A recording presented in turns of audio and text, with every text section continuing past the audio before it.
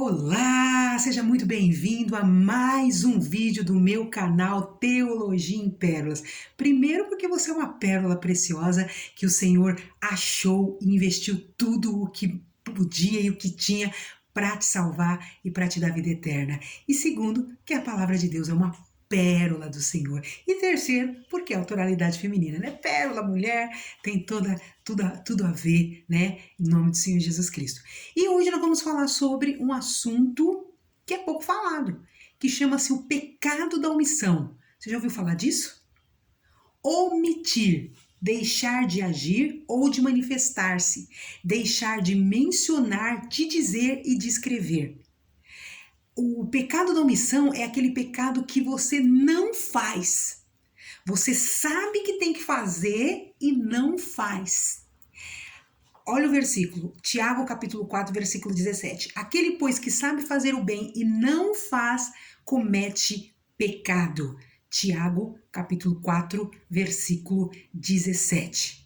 Nós cristãos sabemos fazer o bem. Nós sabemos o que temos que fazer.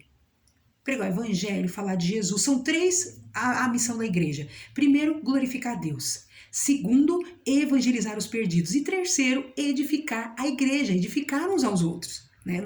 Isso é o que os cristãos devem fazer. Não tem que fazer, devem fazer. Né? Nós sabemos que temos que fazer. Quando vemos determinadas situações e nos omitimos, somos responsáveis por elas também. O provérbio popular diz: aquele que cala, consente. O mesmo princípio se aplica aqui no pecado da omissão. Então, quando você se cala frente a uma injustiça, sabendo o que você tem que fazer, sabendo como você tem que agir, sabendo o que você tem que falar, sabendo qual tem que ser a sua postura, o que acontece? A gente também passa a ser responsável. Não fazer é tão ruim quanto fazer o mal. Omissão é consentimento, mesmo que não verbal, ao outro para fazer o que quiser. Olha que coisa forte, né? Se Deus está permitindo que você veja algo, não é para ignorar, e sim para fazer o que você sabe que tem que fazer. Os quais, conhecendo a justiça, olha o texto, que são dignos de morte os que tais coisas praticam, não somente as fazem, mas também consente aos que as fazem. Romanos, capítulo 1, versículo 32. Então você percebe que o texto fala que não só está fazendo errado aquele que faz, mas está fazendo errado também aquele que consente com que os outros façam o errado. Frente à injustiça, nós cristãos devemos fazer o que sabemos fazer de melhor, que é pregar a palavra, orar, buscar Deus, interceder, reconciliar, né? Fazer tudo o que nós precisamos. Perceber que o consentir também é ruim, não só o fazer. Consentir para que façam é tão ruim quanto fazer. Nós cristãos não podemos nos dar ao luxo de achar que não é da nossa conta. Não é da minha conta não, eu não tem nada a ver com isso. Temos que cumprir a nossa missão, sim. A parábola do bom samaritano é um bom exemplo desse tipo de pecado, né? Lucas 10, 29 ao 37, depois você dá uma lidinha lá, porque senão fica muito longo o texto, o vídeo, né? Depois você dá uma lidinha lá, confere lá em Lucas capítulo 10, versículo 29 ao 37. O homem estava indo, um homem de Jerusalém estava descendo, né, para outro lugar, e no meio da estrada bandidos vêm e batem nele, roubam ele, deixam lá largado ele, meio morto, no meio ali no canto da estrada. E aí passa primeiro um sacerdote, ministro do templo, homem santo e respeitado. Quem é que não respeitava o sacerdote do templo de Israel? Ele viu e passou de longe, ou seja, ele ignorou. Ele viu aquele homem machucado, homem de Jerusalém, diz o texto, e ele ignorou.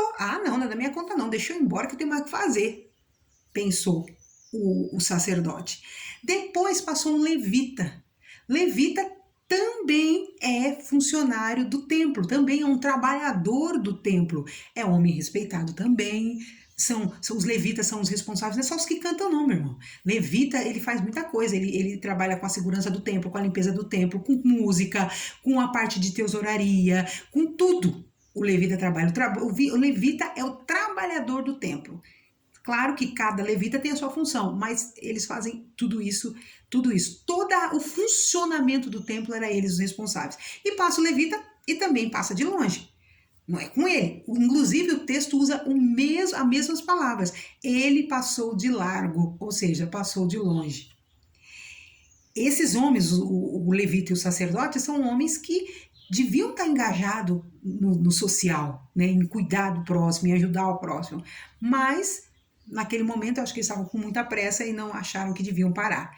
E aí vem o samaritano, que era o povo que odiava o povo de Israel. Os samaritanos os samaritanos e os judeus, eles viviam brigando, viviam contendendo, mas aí depois eu vou trazer um outro vídeo falando por que os judeus odiavam tanto os samaritanos. Agora nesse vídeo não vai dar tempo.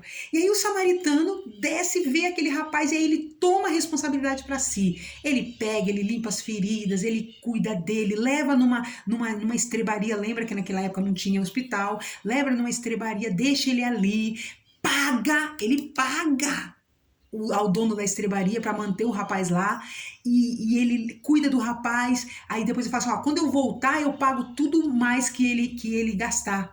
Cuida dele para mim. E foi embora. Olha que lindo. Aí o Senhor Jesus pergunta para aquele rapaz onde ele estava contando a história. Ele diz assim, quem foi o próximo daquele homem que estava caído na beira da estrada? E aí ele diz, aquele que usou de misericórdia para com ele. Aí Jesus disse para ele, vai e faça o mesmo. Meus irmãos, ele está dizendo para nós que a gente tem que ir e fazer o mesmo.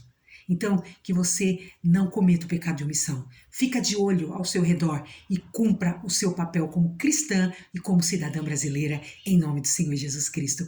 E em nome do Senhor Jesus. Que o amor de Deus, a graça do Senhor Jesus Cristo, a comunhão do Espírito Santo esteja com todos vocês, seja lá qual for o dia que você ver este vídeo. Deus abençoe a todos e até o próximo vídeo. Gostou? Curte, me segue para abençoar o meu ministério. Deus abençoe vocês. Amém.